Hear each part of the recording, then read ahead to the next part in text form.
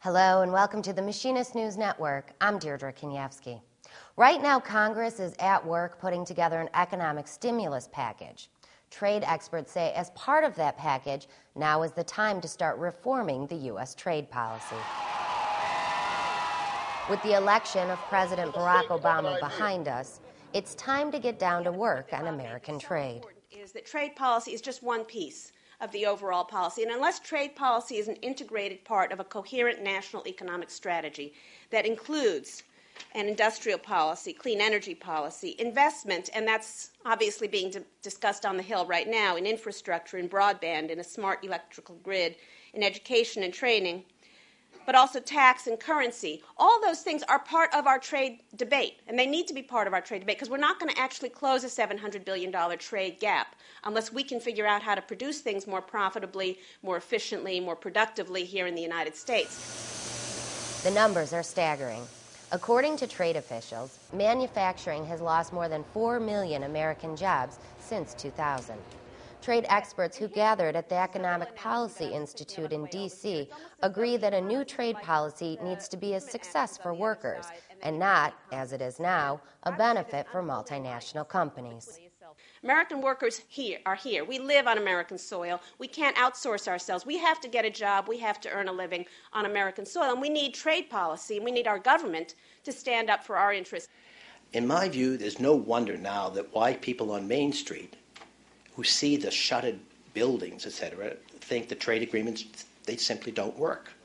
Robert Cassidy comes to the table with a unique perspective after working as an assistant U.S. trade representative for Asia and China during the Clinton administration.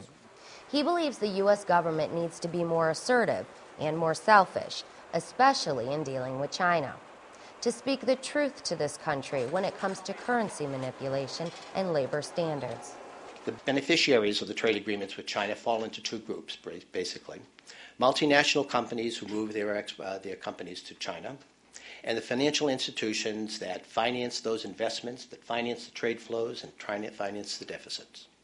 We need to abandon this race to the bottom on these standards, and we need to start looking at different mechanisms for bringing these views into the debate that takes place. Obviously, we can start by including labor and environmental issues in all of the ITACs. Thea says it's no coincidence that the U.S. has failed to invest in other areas, like infrastructure and training at home. It's because big business has already checked out, making their money elsewhere and importing the products back to the United States. So if they're doing that, what do they care if our roads and bridges and schools are falling apart, are in the toilet? They don't care because they don't need to take advantage of it. They're not producing here anymore. And their kids go to private schools and they live in the gated communities and they can take the helicopter to work. But the rest of us have to figure out how to make this country work. And so that's why I think this is a moment where there's a great potential. Changing the current trade policy is just one of many steps needed to make American workers the winners in all of this. And while that's happening, a discussion that includes labor needs to look at new ways to stay competitive in this ever-changing global world.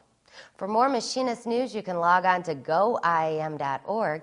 Thanks for watching, and we'll see you next time.